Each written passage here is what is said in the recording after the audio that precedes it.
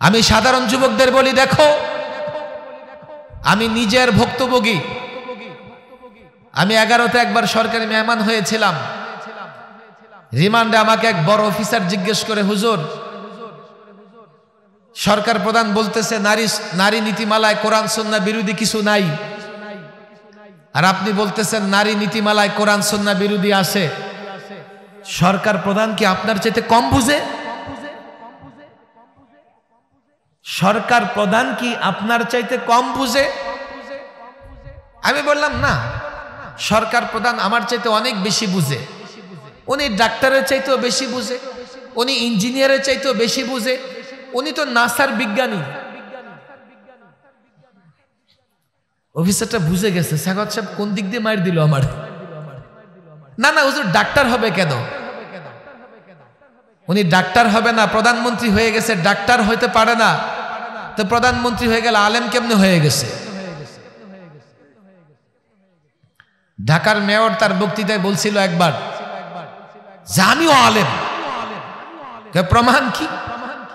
আমিও মক্তবে আলিফ বা তাসা পড়ছি। আমি আমার জুমার মসজিদে বয়ানে বলতেছি মুসল্লিদেরকে আমি ব্যারিস্টার। মুসল্লিরা চোখ বড় বড় করে ফেলছে, হুজুর এক যোগ ধরে আপনার বয়ান শুনি, কখনো তো আপনার ব্যারিস্টার হিসেবে দেখি না, আর ব্যারিস্টারি করেন নাই। আমি বলেছিলাম আপনাদের মেয়র যদি আলিফ বা তাসা পড়ে আলেম হতে পারে, আমি ABCD পড়ে ব্যারিস্টার কেন হতে পারবো না? সে আলিফ বা গুলো পুরা বলতে পারবে না, আর আমি মৌলভী সাহেব চাইলে শুধু ABC না, ইংরেজিতে তার সঙ্গে আমি তর্ক বিতর্কও করতে পারবো। এরপরও আমি ব্যারিস্টার হই না। সে লড়াইয়ের পক্ষে বিপক্ষে এদিকে সেদিকে এমন দুটা চরিত্র স্পষ্ট হয়ে গেছে। ওলামায়ে কেরাম মঞ্চে আছেন, আমাদের মাদারীনগর মাদ্রাসার তালিমাতের নাজেম দায়িত্ব পালন করেন, উনিও আসেন এখানে। সেই লড়াইটা একরকমের ছিল, এখন আমরা নতুন একটা লড়াই করতেছি।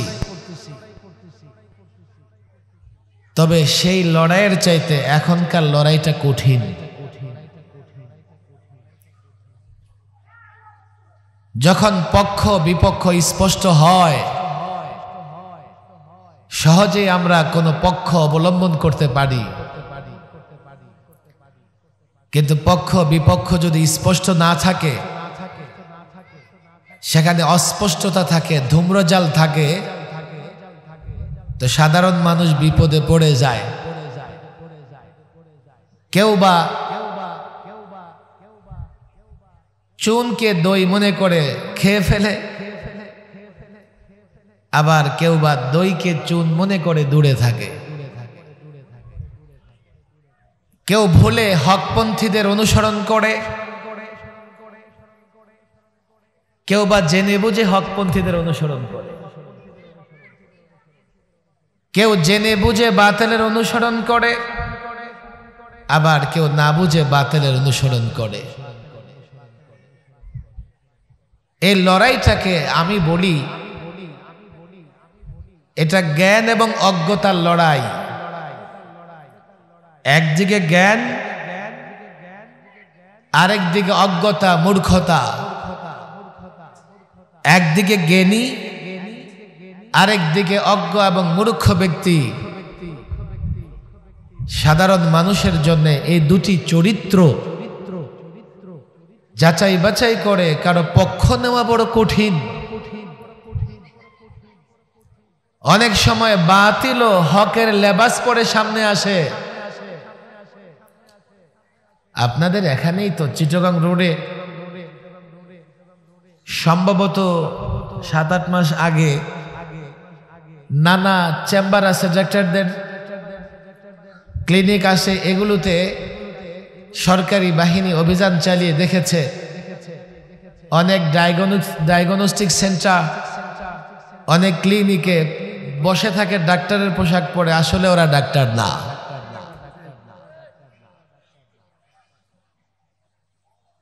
হক এবং বাতিলের লড়াইয়ে বাতিল বরাবরই প্রতারণার আশ্রয় নেয়। তারা হকের লেবাস পরে মানুষকে বিভ্রান্ত করবার চেষ্টা করে। লড়াইটা যখন জ্ঞান আর অজ্ঞতার মধ্যে হয়, সে লড়াই মিছিল মিটিং ময়দানে লড়াই করে কোনোদিন শেষ করা যায় না। লড়াইটা যদি এলেম এবং জাহলতের মধ্যে হয়, একটা স্লোগান দিয়া, একটা মিছিল করে, একটা সমাবেশ করে, হরতাল অবরোধ দিয়ে সে লড়াইয়ে জেতা যায় না। সে লড়াইয়ের জন্য নতুন পরিকল্পনা করা লাগে। সে লড়াইয়ের জন্য দীর্ঘ পরিকল্পনা হাতে নেওয়া লাগে। বর্তমানে ওলামা একরাম যদি সেই পরিকল্পনা হাতে নিতে ভুল করে,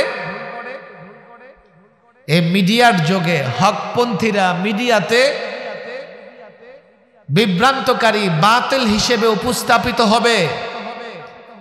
আর বাতিল মিডিয়ার জোরে, প্রচার প্রসারের জোরে তারা জাতিকে বুঝাবে তারাই হক, তারাই সত্য। আমাদের জন্য বড় চ্যালেঞ্জ এটা।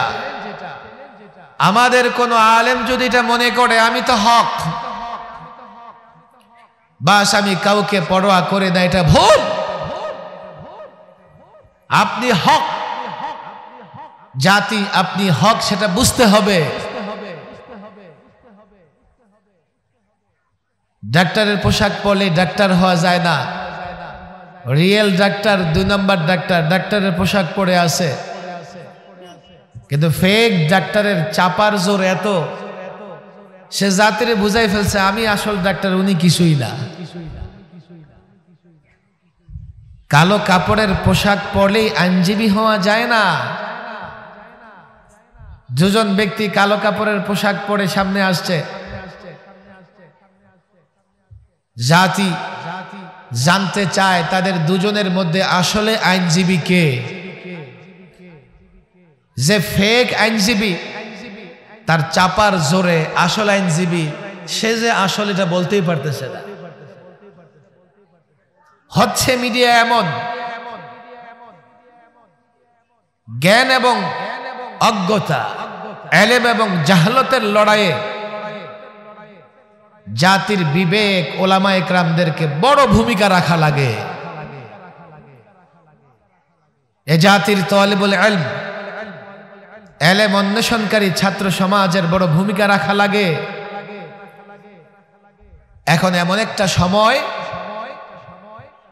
যেই সময়ে চাইলে ওলামা একরাম জ্ঞান ভিত্তিক লড়াইয়ে অবতীর্ণ হতে পারে। যদি আলেম ছাত্র সমাজ এই সময়টাতেও গত 16 বৎসরের মতো হইহুল্লোড় করে জাতির সামনে সত্য তুলে ধরতে না পারে, খুব বেশি দিন বাকি নেই, এ জাতি হকপন্থী আলেমদের ছড়ে মারবে আর লেবাসদারি আলেমদেরকে গ্রহণ করবে। আমি এই কথা বলছি না, আমি যা বলতেছি আপনারা মেনে নেন, মানার দরকার নাই। শুধুমাত্র দুর্গা পূজা থেকে এই সময়টাতে একটু চিন্তা করেন, তাহলেই বুঝবেন লড়াইটা কত ভয়ঙ্কর এবং কত কঠিন লড়াই। এবং এই লড়াইয়ে জিততে হলে সাধারণ মানুষের ঈমান আমল হেফাজত করতে হলে আপনাকে কি করতে হবে? মূলত এই আলোচনার সূচনা বা শুরু করবার জন্য কোরআনুল কারীম, আমি ইদানিং বারবার এই আয়াতটা সামনে রেখে কথা বলতেছি। আমার মনে হচ্ছে যেটা আমার দরকার। মানুষ খুশি হইল, মানুষ জমায়েত হইল, আমারে বাহাবা দিল, এক মাহফিল করে মানুষকে সন্তুষ্ট করে আরো 10টা মাহফিল নিলাম, নও। এজন্য আমি মাহফিলকে কখনো ওয়াজের সুরতে দেখতে চাই না। আমি মনে করি মাহফিলগুলো হওয়া দরকার তালিমি সুরতে। ওয়াজ এবং তালিমের মধ্যে পার্থক্য আছে।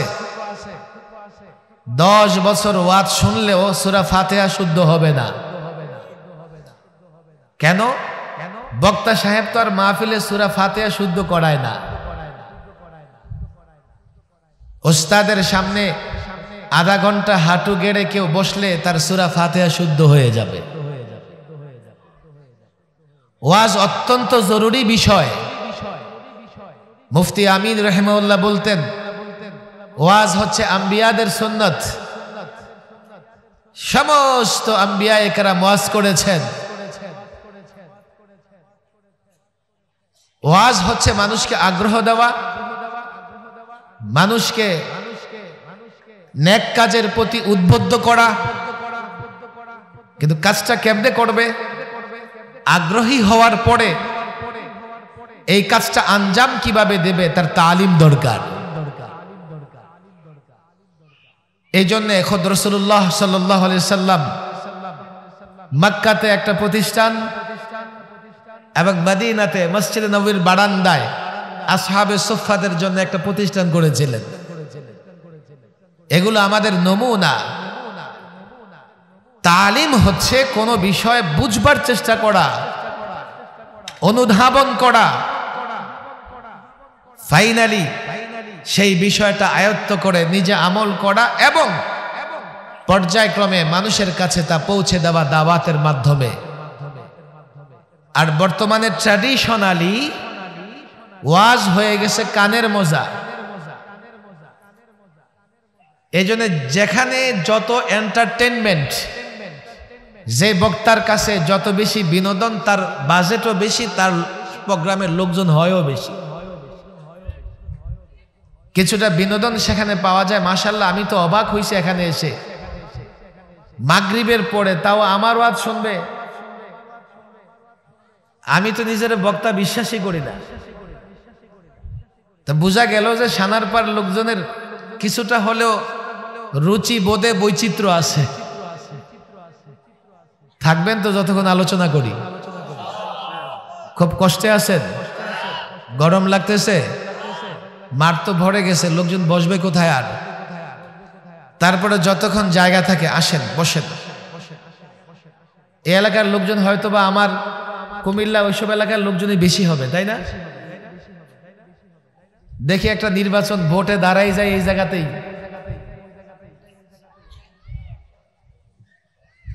আমি শুনে আসছি আর কি যে ওই অঞ্চলের লোকজন ওই অঞ্চল থেকে, কুমিল্লা অঞ্চল থেকে বেশি আসছে, তাই না? আর একটা আঞ্চলিকতা তো আছেই, নিজের জেলা, নিজের এলাকা। আমি অনুরোধ করব, রাস্তাঘাটে যারা আসি, ওয়াজের নিয়তে যারা আসছি, চলে আসি। এই বসো বসো বসো, গন্ডগোল করা যাবে না। সামনে যারা আসি স্বেচ্ছাসেবকদের বসায় দেই। মাওলানা মুফতি বশিরুল্লাহ সাহেবের ইখলাসের কারণে এত সুন্দর জমায়েত। আমি বলতেছিলাম আসার সময়, আর এদিকে মাহফিল শুরু হয় রাত 10টা বাজে। মাগরিবের পরে কি বয়ান করুন? এখন লোকজন সব ব্যস্ত না, ধীরে ধীরে ফ্রি হবে, মাহফিলে আসবে। আমি যেই বিষয়টা নিয়ে আলোচনা করতে চাই, হয়তো আমার আলোচনা শুনেছেন। মাশাআল্লাহ মাশাআল্লাহ, ঠিক আছে, বসো। আচ্ছা বসো বাবা, বসো। বাচ্চারা বসাও রে বাবা, একটা পাশে বসাও। থাক। আলোচনাটা ওয়াজ হিসেবে নিব না তালিম হিসেবে নিব? হাজার হাজার ক্যামেরার যোগ। হয়তো বা শুনেছেন, আবার শুনেন, হয়তো বা শুনেন নাই, বুঝার চেষ্টা করেন। কোরআনুল কারীমের যে আয়াত আমি তেলাওয়াত করেছি, সূরাতুল মায়েদা আয়াত নম্বর 104। বলেন আয়াত নম্বর 100। বলেন 100। বলবেন এত কিছু দরকার কি হুজুর? দরকার আছে। আপনারা কিছু মানুষ হয়তো বা মহব্বত করেন, তা আমার তো মাঝে মধ্যে মনে হয় বাংলাদেশে শয়তান যত আমার দুশ্মন তার চাইতে বেশি। শয়তান তো দুশ্মন আছেই, কি পরিমাণ লোকেরা দুশ্মনী করে কল্পনাও করতে পারবেন না, নানা কারণে। 16 বছর ছিল, কোথাও কথা বললেই তো অপরাধ। তখন একটা সময় পার করেছি, এখন লড়াইটা শুরু হয়ে গেছে এলেমের জাহালতের সঙ্গে। যারা জাহালতে আক্রান্ত, অজ্ঞতায় আক্রান্ত, মূর্খতায় আক্রান্ত, কথা বললেই তার দলের বিরুদ্ধে গেছে, সে মনে করে কোনো ব্যক্তির বিরুদ্ধে গেছে, চলো দুশ্মনী শুরু করে দেয়। রেফারেন্স দিয়ে বলে যায়, বিশ্বাস না হলে দেখে নেবেন, আলেমদের সঙ্গে পরামর্শ করে নেবেন। আয়াতে কি বলা হয়েছে অনুবাদ শুনলে আপনারাও বুঝবেন। ওয়াইযা কিলা লাহুম তাআলাউ, যখন তাদেরকে বলা হতো আসো আসো। 1500 বছর আগে মুহাম্মদ সাল্লাল্লাহু আলাইহি ওয়াসাল্লাম বেঈমান কাফির মুশরিকদের, কুরাইশ লিডারদের যখন আহ্বান জানাতেন, তাআলাও, আসো আসো, ইলা মা আনজালাল্লাহ, সেদিকে আসো, আল্লাহ যা অবতীর্ণ করেছে, ওয়া ইলার রাসূল, এবং রাসূলের দিকে আসো।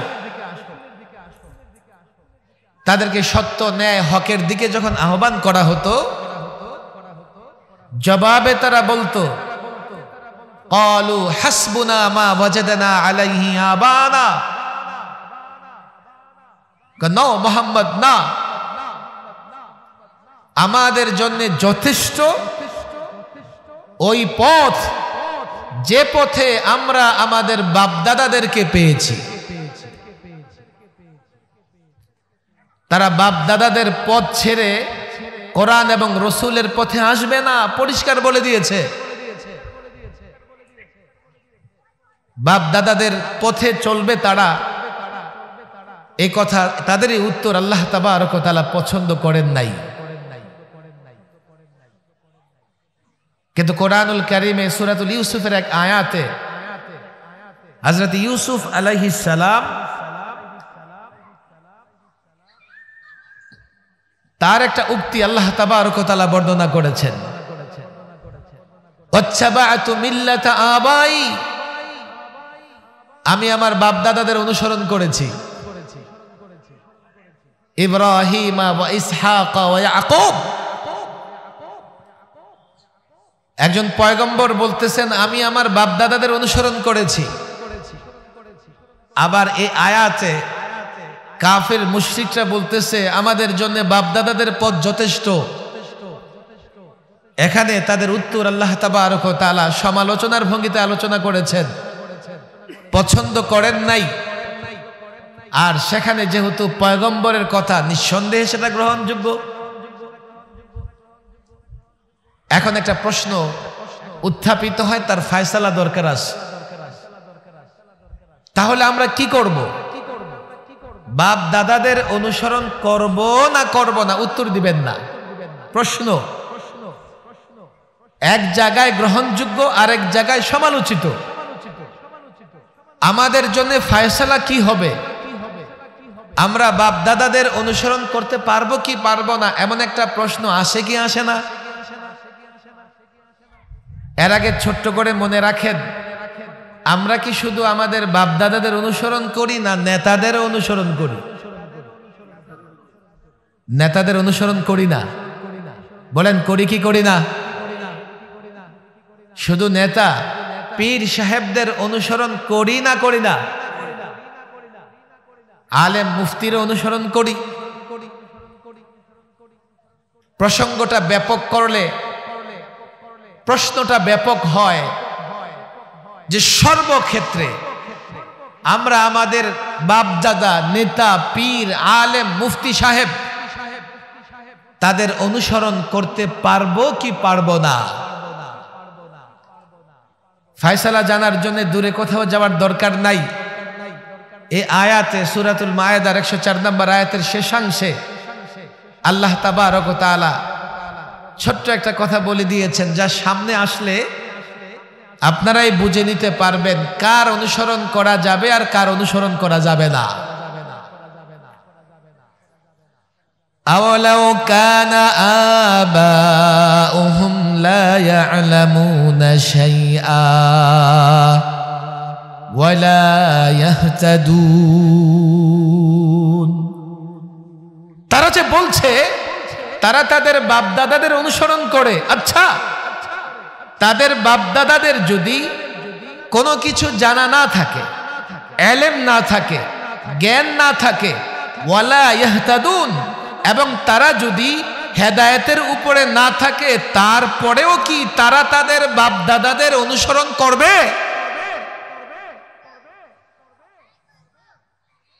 ছোট্ট এই কথা দ্বারা বোঝা যায় তোমরা যদি তোমাদের বাপদাদাদের অনুসরণ করতে চাও, তাদের মধ্যে দুটা জিনিস লাগবে। দুটা জিনিস লাগবে। এক হচ্ছে তাদের ইলম থাকা লাগবে, দুই হচ্ছে হেদায়েত, ইলম অনুযায়ী চলাকে হেদায়েত, হেদায়েতের পথ। যেহেতু কাফের মুশরিকদের বাপদাদাদের ইলমও ছিল না আসমানি কিতাবের, এবং তারা হেদায়েতের উপরে ছিল না, এই জন্য কাফের মুশরিকরা যখন বলেছে আমরা আমাদের বাপদাদাদের পথ চলবো, সেটাই যথেষ্ট, এই উত্তর গ্রহণযোগ্য নয়। কিন্তু হযরত ইউসুফ যখন বলেছেন আমি আমাদের বাপদাদাদের অনুসরণ করি, সেটা কেন গ্রহণযোগ্য? হযরত ইউসুফ আলাইহিস সালামের বাবার নাম কি? নবী ছিলেন। নবী নবী নিঃসন্দেহে নবী সময়ের সবচেয়ে বড় আলেম হয়ে থাকেন। নবী শুধুমাত্র হেদায়েতের উপরে নয়, লোকদেরকে হেদায়েতের পথে ডাকেন। হযরত ইয়াকুব আলাইহিস সালামের বাবার নাম ইসহাক আলাইহিস সালাম, নবী ছিলেন। হযরত ইসহাক আলাইহিস সালামের বাবার নাম ইব্রাহিম আলাইহিস সালাম, যার সুন্নাহগুলো আমরাও অনুসরণ করি। কথা ঠিক না বেঠিক?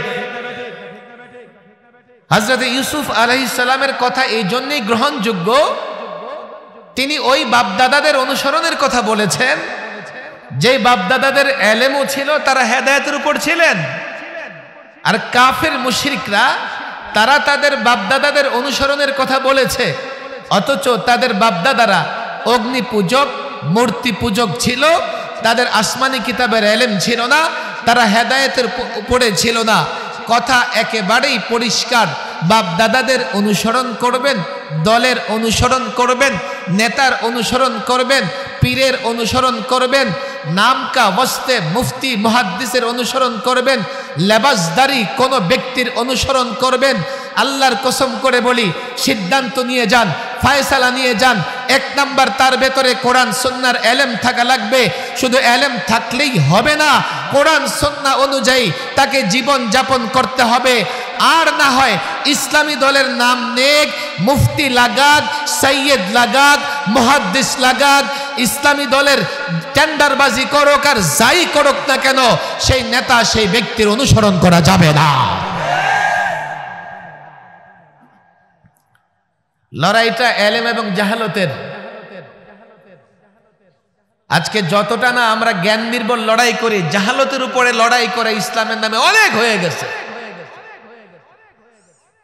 আপনারা অবাক হবেন, আমি যখন সরকারি মেহমান ছিলাম তখন বাংলাদেশে মাজার কমিটির সেক্রেটারির সাথে আমার দেখা।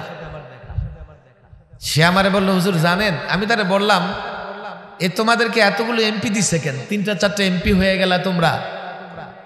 হুজুর বলেন কি, বাংলাদেশে 52,000 মাজার আছে। আমি বললাম যে 10,000 মাদ্রাসা নাই, 52,000 মাজার আছে, আবার ওদের ভিতরে একটা ইউনিটি আছে। প্রথম কাজটা, এই মাজারওয়ালারা আমাদের যুবকদের চরিত্র এবং ঈমান ধ্বংস করতেছে। সেটাও কিসের নামে? তাসাউফের নামে, পীর মুরিদির নামে। অথচ তারা লড়াই করে জাহালতের উপরে, তাদের ভেতরে কোরআন সুন্নাহ জানে। এক নাম্বার যে পীর, তার পেটে বোমা মারলেও হিরোশিমা নাগাসার মতো আরবি অক্ষরগুলো শুদ্ধ বের হবে না। মাশাআল্লাহ, অনেক পীর তো তাদের এমন আছে সফান সফা, দেখা বুঝাই যায় না নারী না পুরুষ না হিজলা। এমন পীরেরও মুরিদ আছে মাজারওয়ালাদের। ইসলামের কিছু পরিভাষা, পীর, মুরিদি, তাসাউফ, জিকিরের মজলিস, এই মজলিস, অথচ তারা অন্ধকারে আছে, জাহালতের অন্ধকারে, অজ্ঞতার অন্ধকারে। এরপরে আরেক দল আছে রাজনৈতিক কাজে ব্যস্ত। আমার উপর নারাজ হইলে মন চাইলে হন আপনারা। আমি ডাক্তারের পোশাক লাগাইলে যেমনি ভাবে ডাক্তার হয়ে যাই না, আমি ইসলামের স্লোগান দিলেই আমি ইসলামী পণ্ডিত হয়ে যাই না। আফসোস, এবার দুর্গা পূজায় এই জাহালতের বিরুদ্ধে লড়াইয়ের নতুন সূচনা হয়েছে আমি মনে করি। আমি আগেও দেখেছি বাংলাদেশের জায়গায় জায়গায় সামান্য ভোটের জন্য মুসলমান যুবকেরা শারদীয় দুর্গা পূজার শুভেচ্ছা লাগায় রাখে, অথচ সে জানে না যে শুভেচ্ছা কোথায় জানাতে হবে, কোথায় জানানো যাবে না। শুভেচ্ছা মানে শুভ ইচ্ছা, শুভ মানে কল্যাণ, ভালো, ইচ্ছা মানে কামনা। আপনি রাজনীতি করেন, রাজনীতির খাতিরে ওখানে গিয়ে শুভেচ্ছা জানায় আসলেন, কুফুর শিরিকে শুভেচ্ছা জানানো মানে হচ্ছে, আল্লাহ মাফ করুন, যেই অপরাধের শাস্তি চিরস্থায়ী জাহান্নাম, সেটাতে কখনোই কোনো মুসলমান শুভ কামনা শুভেচ্ছা জানাতে পারে না। বলে হুজুর এই কথাগুলো বলার দরকার কি? দরকার আছে। আমাদের যারা নেতা হয় তাদের অনেক অনুসারী থাকে, আমরা যদি ওই নেতাদের ঠিক করতে না পারি, নেতা ঝাঁপ দিয়ে যেখানে যাবে অনুসারীরা সেখানে যাবে। নেতা ঝাঁপ দিয়ে আগুনে পড়লে অনুসারীরা সেখানে যাবে।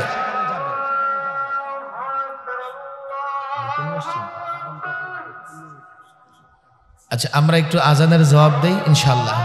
কেউ উঠবো না, এখানে একটু পরে নামাজের বিরতি হয়ে যাবে। আজানের জবাব দেই। আল্লাহু আকবার, আল্লাহু আকবার, আল্লাহু আকবার।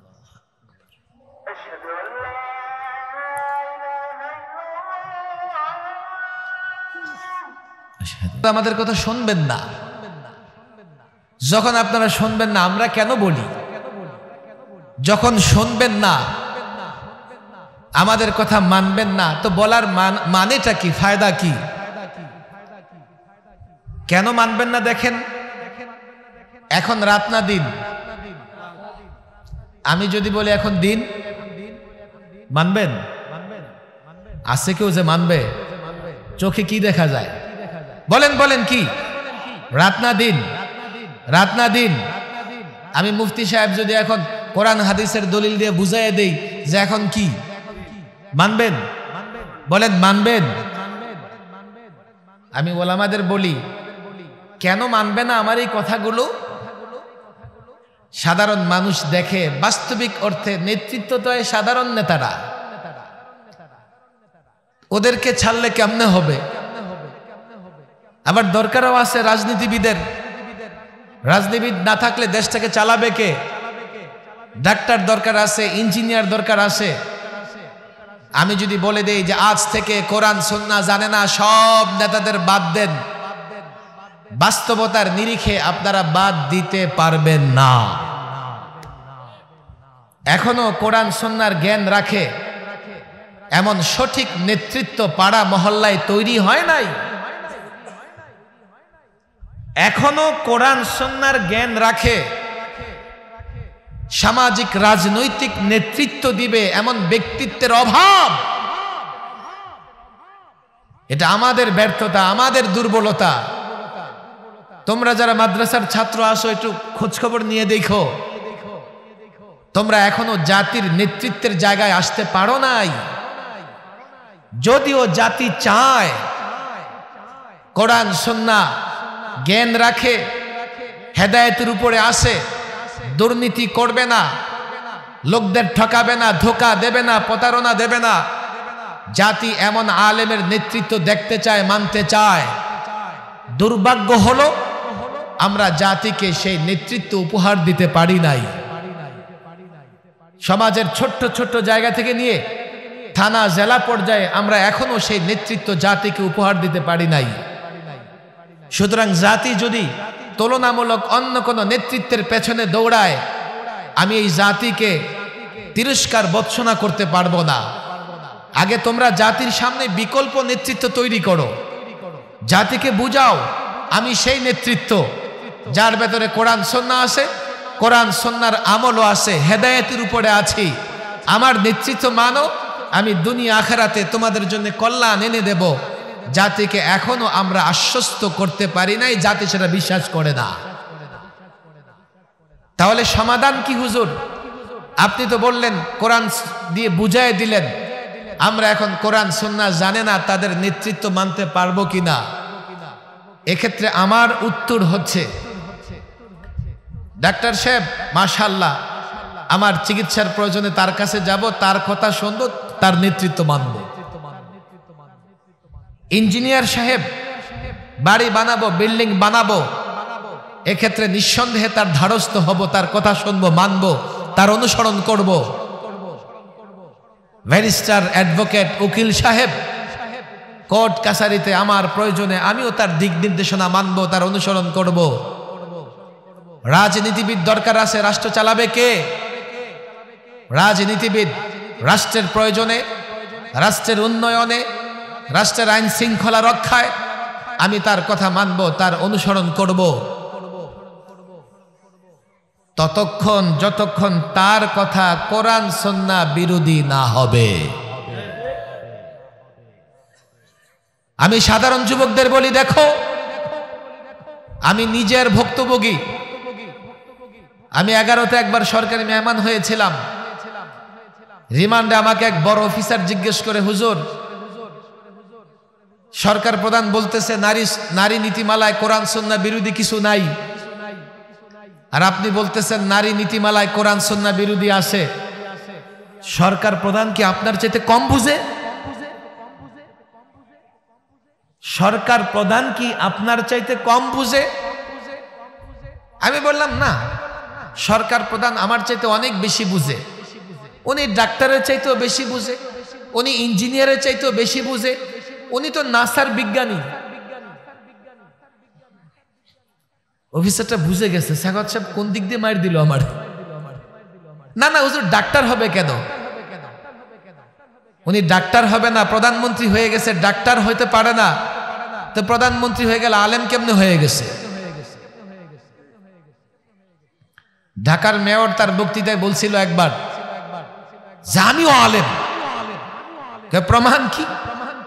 আমিও মক্তবে আলিফ বা তাসা পড়ছি। আমি আমার জুমার মসজিদে বয়ানে বলতেছি মুসল্লিদেরকে আমি ব্যারিস্টার। মুসল্লিরা চোখ বড় বড় করে ফেলছে, হুজুর এক যোগ ধরে আপনার বয়ান শুনি, কখনো তো আপনার ব্যারিস্টার হিসেবে দেখি না, আর ব্যারিস্টারি করেন নাই। আমি বলেছিলাম আপনাদের মেয়র যদি আলিফ বা তাসা পড়ে আলেম হতে পারে, আমি ABCD পড়ে ব্যারিস্টার কেন হতে পারবো না? সে আলিফ বা গুলো পুরা বলতে পারবে না, আর আমি মৌলভী সাহেব চাইলে শুধু ABC না, ইংরেজিতে তার সঙ্গে আমি তর্ক বিতর্কও করতে পারবো। এরপরও আমি ব্যারিস্টার হই না।